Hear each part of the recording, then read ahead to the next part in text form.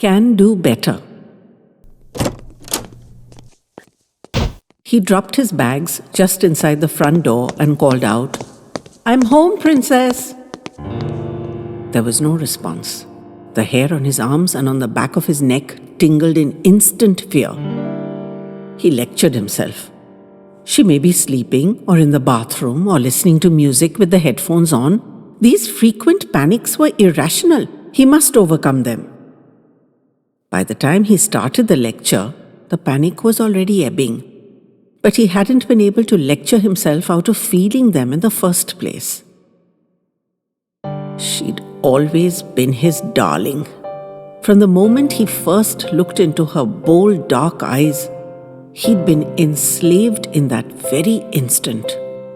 She could twist his heart with a look, a word, even an imagined look or word. Pluck the stars from the skies for her he would, if he could. Anything for her. And yet... "Princess, I'm home, love," he called again, louder this time. He felt the prickles of terror ripple down his back and tensed his muscles to dismiss them. He knocked on the bedroom door, but impatiently pushed it open too, and felt the cold sweat break out on his forehead as he saw her, curled up in the big leather poof, reading a book. The relief washed over him in waves. She was safe. She was safe.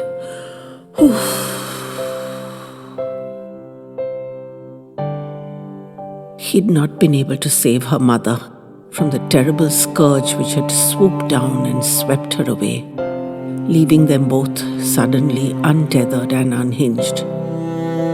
Now Princess was all he had left, and doubly precious, 10 times as precious.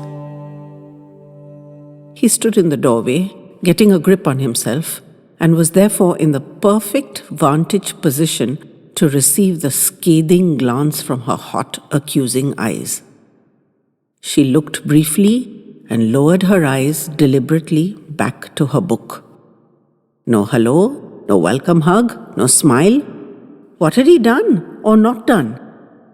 Guilt squeezed his heart in its rough, crude hands.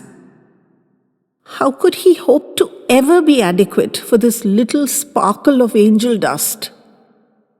He collapsed beside her on the floor, silent. She would speak when she was ready. He would wait. It took only a few minutes. Her eyes still firmly on the book, she suddenly burst out, "I'm not talking to you." "Why, Princess? I can't think of what I've done to upset you." He wheedled, but she was unmoved. Her eyes were still firmly on her book, though he'd noticed the pages weren't being turned anymore.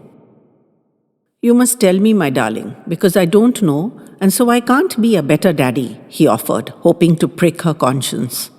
And instantly, the book was tossed aside and she flung her fierce arms around his neck. Nuzzling her soft cheek against his bristly one, she said kindly, "You're a good daddy. One of the best, I think. Certainly my favorite daddy." Then she pulled back, kneeling upright in front of him, her hands on his shoulders, eyes like deep black pools and brows all contorted, and looked him straight in the eye. "But you're not a good mummy, and that's a problem for me."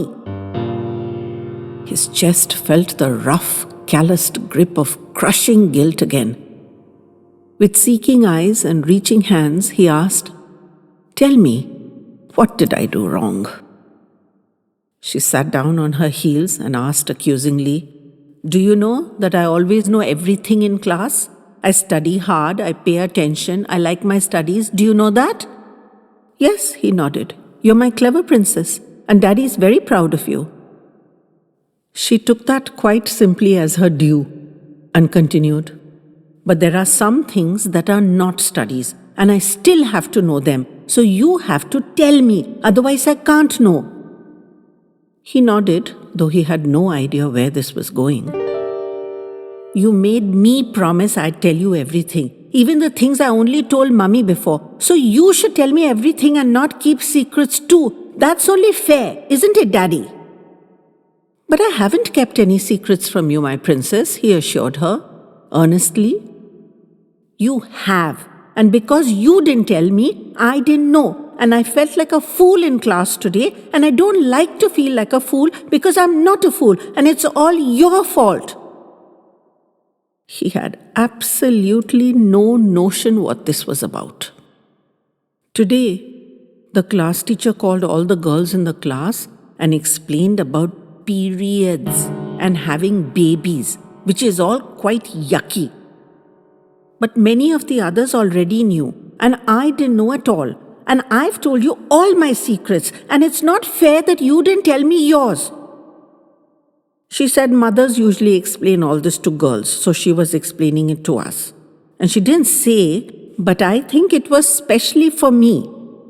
Because now you're my mummy and my daddy, and you don't do the mummy part so well. And so I have to look like a silly fool who doesn't know anything, and that's not fair. He lunged forward and grabbed her tight in his arms as she squealed, Daddy, Daddy, I've not forgiven you yet. But he just hugged her wordlessly. My gosh, she wasn't even 11 yet. Was it already time to have that talk? Peace was restored. They went over the subject together, with Princess prompting him when he fumbled and stumbled. It was just like a chapter in a textbook for her still. No personal connection yet, thank heaven. She didn't have too many questions. The teacher had done her work well. He must remember to thank her. They agreed that they would pick up her provisions on the weekend so she'd not be caught napping and look like a fool again. The daddy business was tough enough, but adding the mummy business made it a real challenge. He committed himself to pulling his act together and improving his performance, because his only examiner had just handed him a failing grade, and he had to ensure he did better than that.